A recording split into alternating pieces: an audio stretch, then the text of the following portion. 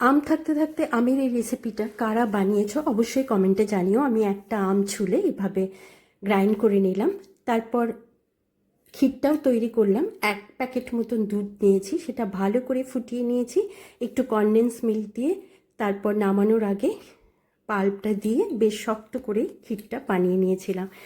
একটা পাত্রে নিলাম 1 কাপ ময়দা, 1/2 কাপ মতন চালের গুঁড়ো, তারও কম নিয়েছি সুজি 1/4 কাপ, আর দিলাম অল্প নুন আর গুঁড়ো চিনি। এখানে আমি চিনিটা গুঁড়ো করে নিয়েছি। তোমরা যে পরিমাণ মিষ্টি খেতে পছন্দ করো অবশ্যই সেভাবেই দেবে। আর আমি এটা গুলে নিচ্ছি হালকা গরম দুধ দিয়ে। বেশি গরমও হবে না, বেশি গরম দুধ কিন্তু দিলে ব্যাটারটা ঠিক হয় না। হালকা গরম দুধে কিন্তু এটা ভালো করে গুলিয়ে নিতে হবে। আমি বেশ ভালো করে গুলিয়ে ঢাকা দিয়ে রেখে দিলাম।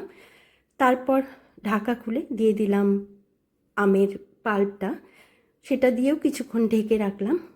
দেখো ব্যাটারটা এইরকম একটা তৈরি হবে। চাপিয়ে দিলাম ফ্রাইং প্যান, একবার তেল ব্রাশ করে নিয়েছি, আর করার দরকার নেই। তারপর এইভাবে গোল গোল করে দিয়ে আমি আমের প্যাটিসাপটা বানিয়ে নিলাম। খুব সুন্দর হয়েছিল, নরম হয়েছিল। আমের সময় তো খেতে ভীষণ ভালো লাগে। তোমরা হয়তো অনেকেই বানিয়ে খেয়েছো, আমি একেবারেই ভুলে গিয়েছিলাম বানাতে, তাই হঠাৎ আজ মনে পড়তে ঝটপট আমি আমের পাটিসাপটা বানিয়ে নিলাম। এই সময় খেতে বেশ ভালো লাগে। তোমরা অবশ্যই বানিয়ে খেও।